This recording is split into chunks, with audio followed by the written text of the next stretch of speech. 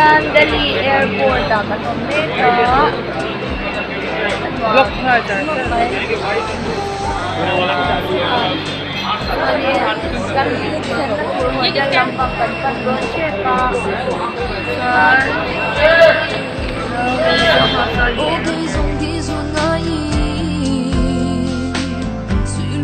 dài cái xa lung run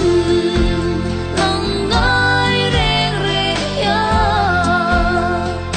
chu đi lệ dân qua say nghe xoay lâu bay ya hei vui na chanin India Gate en turin kan kal dona dalina han program kan nei dona chumi ma chu kan hoi phung lo do ni hi kan khenna guest house ania Kapur guest house ania chuan hi kan chanu veroi nia chuan he ta hianin wa mwana om boka kan han hoi kwal del don ni voin chu alum ang reng khop maya chuan i India Gate turin hei kan kal kwalok dona ni program nei tura kanin rahman mga chu tuna hian India Gate lam kan pan meka traffic ya jam sa ang reng khop maya oi motor ko tamra tak oh sai so India Gate ani so hello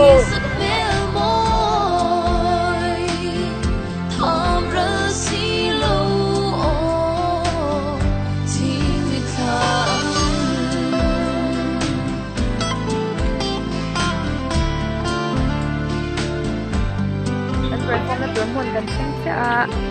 enggak sih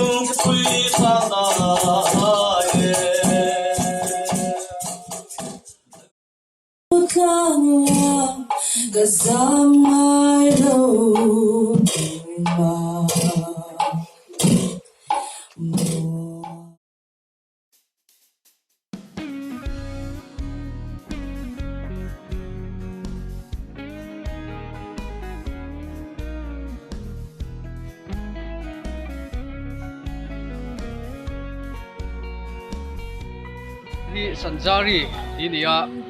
Indira Gandhi Art Center New Delhi kan hanga he kan perform zo chia dear te kan tonga tin hei hi kan lo man do ni hei vai pathian te alang rui maya vai pathian theng long tum lai lem hei hi kan don ani a anu ko mai mi zo pi pu zai te mi zo folk song te le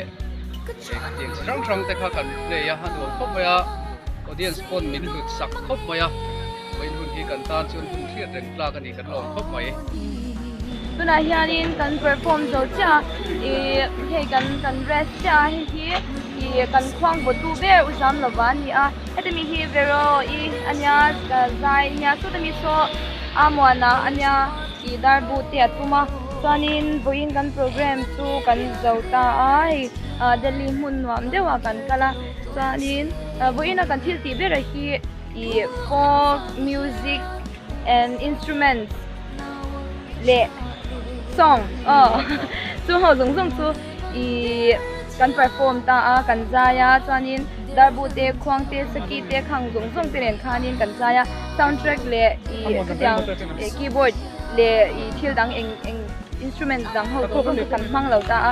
i mizo thil chau kan manga chuanin i voin kan program hi nuam kan ti em ma chuan i he kaima i video te le hi la mila en sak zel nga chuanin kaima channel te poi mena subscribe sak zel don ya in the vai chunga ga lom ke em đừng